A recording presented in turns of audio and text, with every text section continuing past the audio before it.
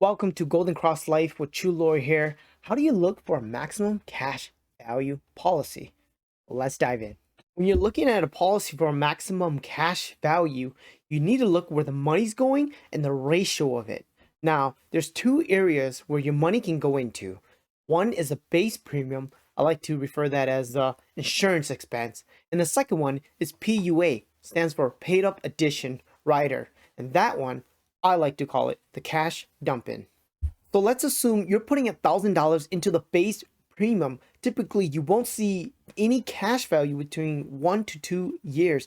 And the reason why is because the company is overcharging you the death benefit upfront with a whole life insurance product.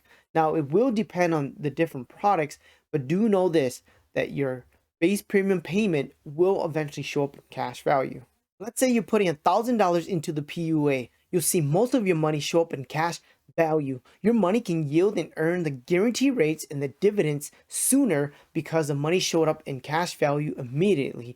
This is money you can get access to while you're still alive, but do know that it does buy you a little bit death benefit because the PUA states paid up additional life insurance. Okay, let's talk about the ratio. Remember, there's one of two areas your money can go into: base premium and the PUA. Can you put 100% into the PUA? And the short answer to that is no. There are limitations, and there's two factors that comes in play.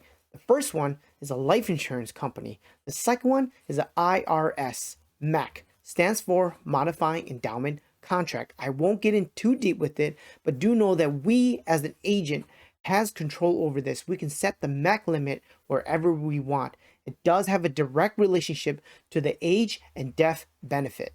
So see it this way, it's like a measuring stick for the IRS to see if it's a life insurance or a taxable investment in their eyes. Now, how much can we put into the PUA?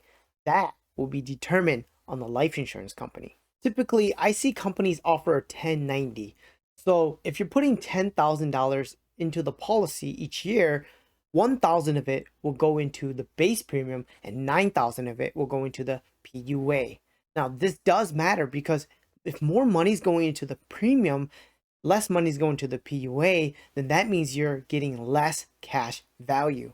Let me show you an example. The one on the left is the one that's paying 100% premium. Now, on year one, you don't see any cash value. And then 15 years down the road, you break even, which is the one that's highlighted in yellow. Now, the one on the right is a 1090 split. And on year one, you will see immediate cash value of 16K. Now, year 7 is where you break even.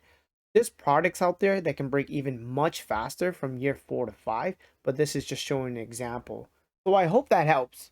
Till next time.